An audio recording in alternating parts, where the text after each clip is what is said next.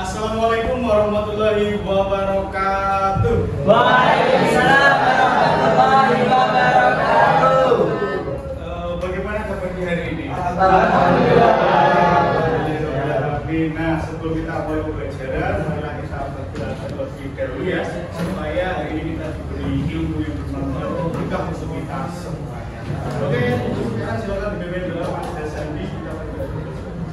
Yuk siap, doa mulai. Sebelumnya untuk mengecek kehadiran dan kesiapan kalian semuanya, saya akan mengabsen kalian. Nah, di sini nanti ketika saya mengabsen, silakan disampaikan kondisi kalian saat ini. Apakah sehat kalian hari ini? Apakah kalian hari ini sangat semangat? Atau lagi sakit? Atau lagi malas gitu ya? Ya. Yang pertama, Ahmad Bagas. Alhamdulillah. Senang. Ben. Abdul Hazadi. Boleh sudah deh. Oke, terima kasih semuanya atas partisipasi dan kajian hari ini. Jadi gini ya teman-teman semuanya, untuk menjadi seorang yang sukses, kita itu harus semangat belajar. Jadi belajar itu adalah salah satu cara untuk sukses. Biasanya kita ada istilah namanya manjada. Artinya apa? Barang siapa yang bersungguh-sungguh pasti akan berhasil. Nah, saya hari ini membawa yang namanya kopi kapal abri. Kira-kira ini bagaimana dibuatnya? Dari biji kan? Dari biji. Maksudnya cara menyajikan itu. Kita punya bagusnya.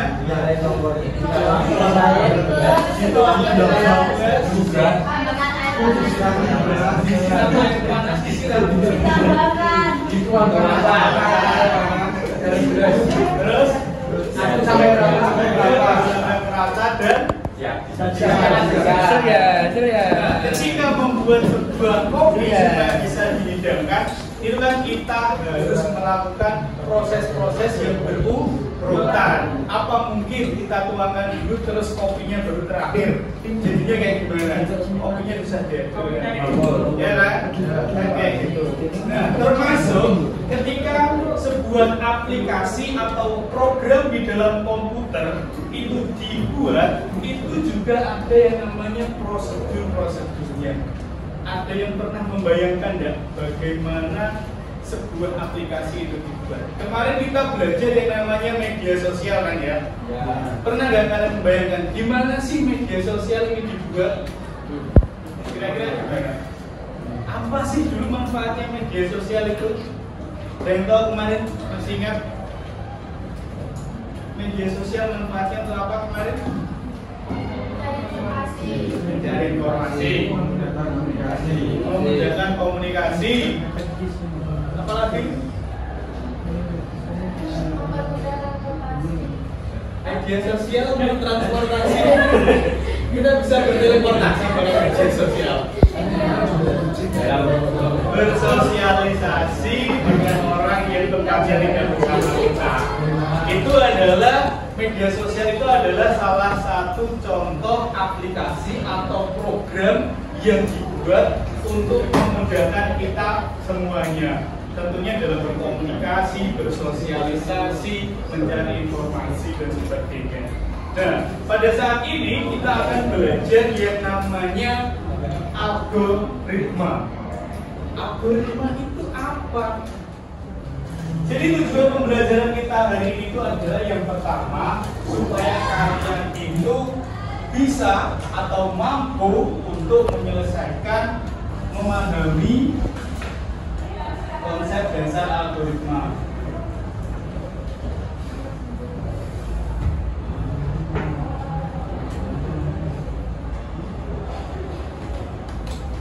Yang kedua, tujuannya adalah kalian semuanya peserta didik itu harus bisa menyusun sebuah algoritma.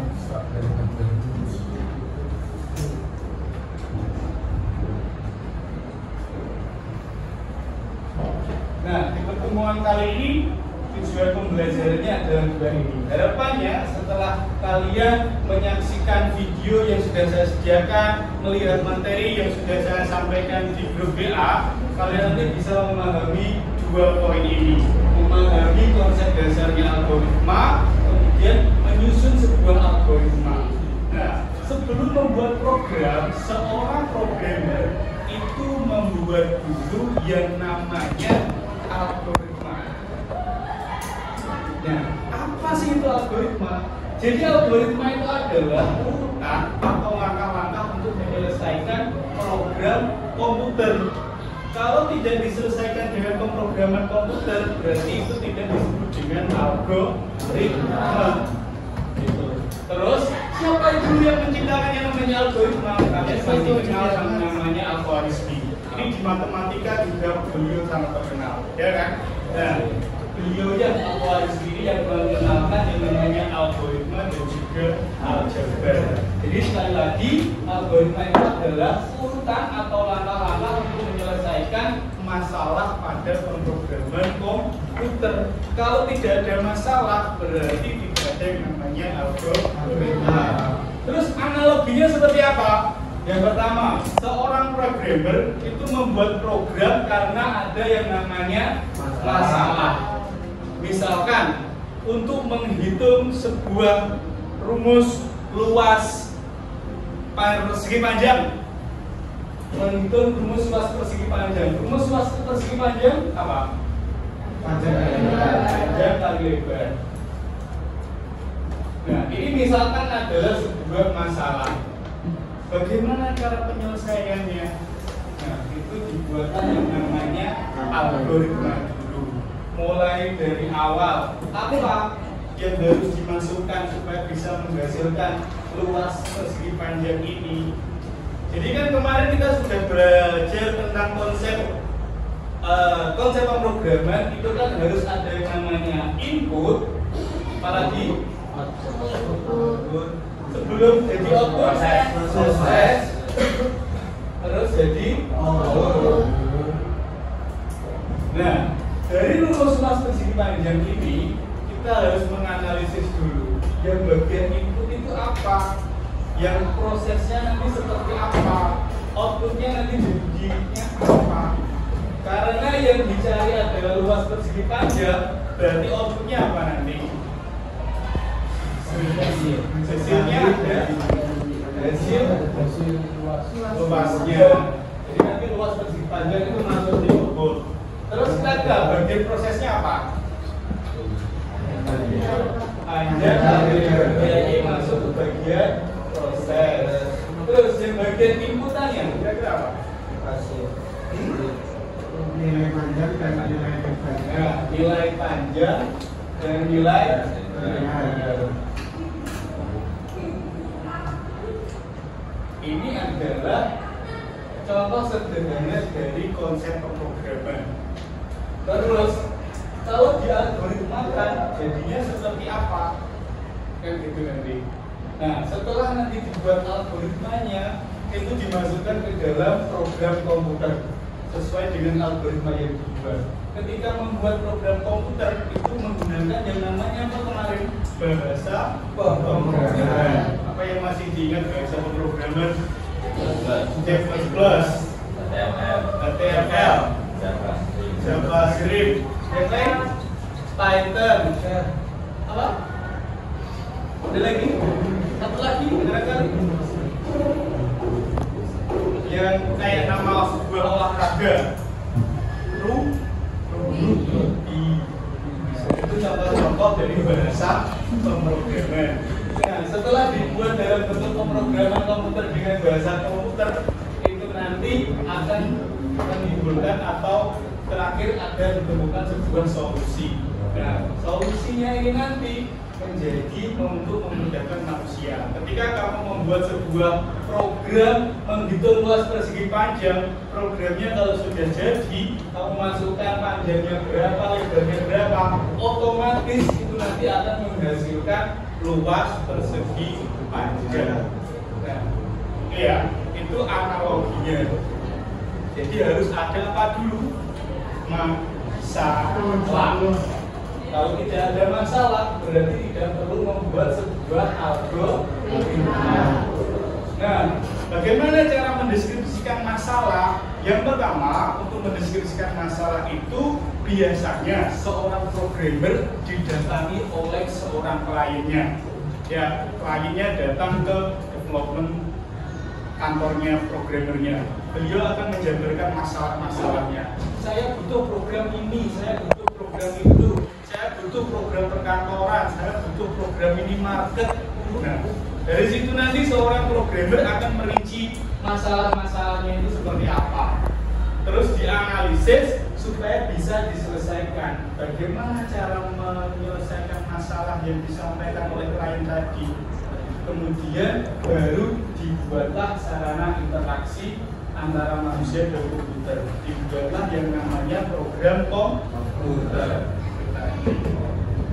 Nah, harus ada masalahnya terlebih dahulu. Kemudian ketika kita membuat sebuah algoritma itu menggunakan 3 cara. Yang pertama, kita menggunakan yang namanya kalimat deskriptif.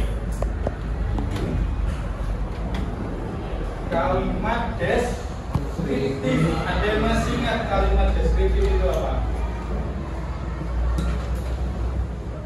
Nah, di grup WA di situ sudah saya sediakan bacaan dan juga video berkaitan dengan ini. Nah, kita kan sudah mengetahui bahwasannya ketika kita belajar itu kan ada beberapa kan kemarin, ada yang sukanya membaca, ada yang sukanya mendengarkan, ada yang sukanya sambil melihat gambar atau video. Nah, di grup itu sudah saya sediakan berupa catatan atau materi tentang algoritma ini dan juga sebuah video. Nah, yang suka membaca satu kelompok boleh dibaca terlebih dahulu. Yang suka melihat video atau gambar bisa disaksikan videonya. Barangkali yang suka mendengarkan sudah paham itu bisa langsung dieksekusi. Nah, di sini nanti ada sebuah tugas yang mana kalian harus menyusun sebuah algoritma. Yang suka menggambar nanti boleh dalam bentuk flowchart. Yang suka menulis tulisannya bagus boleh dengan kalimat deskriptif. Sebelumnya barangkali ada yang ingin ditanyakan terlebih dahulu. Ada? Ada? Ada? Ya, siap semuanya? Siap. Ya, paham ya berarti. Nah, dari sini nanti saya akan menilai tingkat kooperatif kalian di dalam kelompok, keaktifan kalian di dalam kelompok. Nah, di situ nanti sebagai bahan penilaian saya terhadap sikap kalian. Terus hasil dari diskusi ini nanti juga menjadi penilaian saya untuk nilai kognitif kalian. Apakah kalian sudah memahami tentang konsep dasar algoritma. Nah, setelah itu nanti di LKPD yang saya berikan, kalian silahkan membuat sebuah algoritma yang berhubungan dulu dengan kehidupan sehari-hari kita. Boleh algoritma berangkat sekolah. Misalkan kita berangkat sekolah, algoritmanya seperti apa? Mulai dari bangun tidur, terus ngapain? Betul. Harus itu. Olahraga, stretching dulu. Mandi. Makan. Sarapan. Kita pakai baju dulu setelah ini. Pakai baju. Terus sarapan. Setelah sarapan, makan nasi motor. Misalkan ternyata gak makan nasi motor, kita cadangkan ke sekolah. Sudah pakai seragam dari pagi. Itu ya. Nah, LKPD sudah saya bagikan. Kira-kira dari LKPD itu ada yang ingin ditanyakan. Dan itu ada beberapa part yang mungkin terlewat. Nanti kalian bisa tanyakan. Kalian juga bisa nanti menanggapi yang disampaikan tadi sudah bagus atau tidak gimana gitu ya. Oke.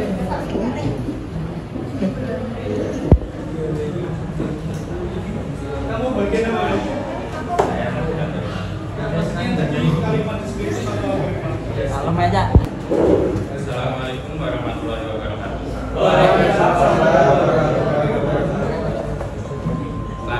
Selamat pagi teman-teman. Kami dari kelompok 5. Ya.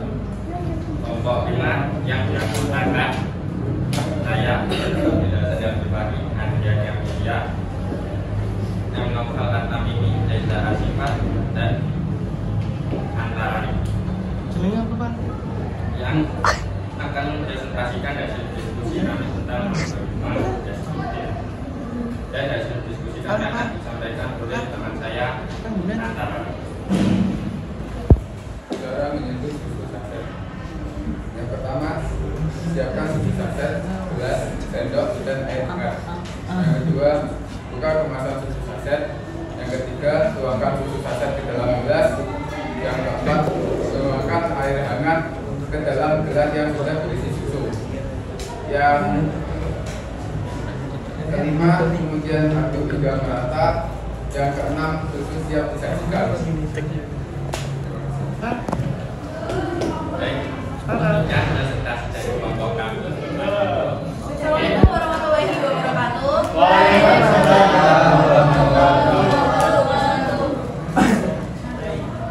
Baik, kami dari kelompok 3 yang beranggotakan saya Asla Sofi dan juga Rivaldo yang akan mempresentasikan hasil diskusi kami tentang algoritma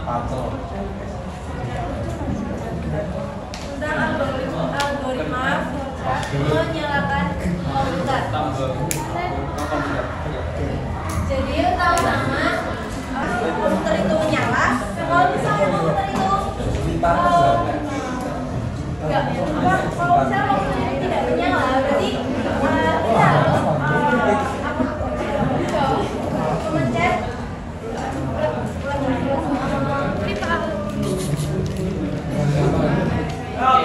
yang setelah kalian memencet tombol on, apakah komputer tersebut menyala? Jika komputer tersebut tidak menyala, apakah cek lampu indikator itu menyala? Jika iya, maka pencet tombol on pada monitor. Jika tidak, cek kembali pada sumber listrik yang bersangkutan. Apakah terjadi error ataupun mungkin korslet.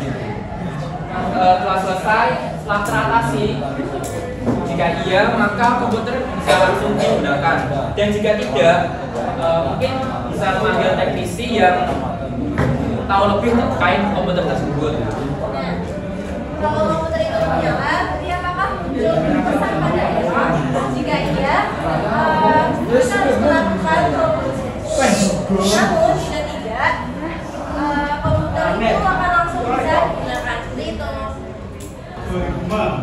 Apakah kalian semuanya sudah bisa memahami algoritma? Apakah algoritma itu berurutan atau tidak? Terus untuk menggambarkan sebuah algoritma yang kita pelajari hari ini tadi kan ada apa saja? Ada dua yang kita pelajari. Menggunakan apa? Kalimat deskriptif dan juga nah, untuk pekan depan kita melanjutkan penjelasan tentang algoritma, tapi menggunakan yang namanya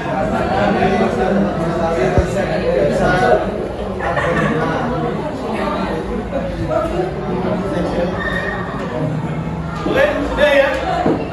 Kita akhiri pertemuan hari ini. Semoga pembelajaran hari ini dapat bermanfaat untuk kita semuanya. Sekali lagi, barang siapa yang bersungguh-sungguh pasti akan berhasil. Jadi tetap semangat untuk kita semuanya. Pekan depan kita akan belajar tentang algoritma dengan menggunakan shellcode atau bahasa pemrograman. Sekali lagi, untuk lebih lanjut bisa dibuka di buku kalian di bagian halaman 127. Ayo berlatih, kalian bisa mencoba dulu tentang bahasa pemrogramannya. Ya. Kalau ada yang tanyakan, hari ini cukup sekian. Terima kasih untuk hari ini. Tetap semangat untuk kita semuanya. Semoga kita selalu mendapatkan ilmu yang bermanfaat untuk kita. Amin. Assalamualaikum warahmatullahi wabarakatuh.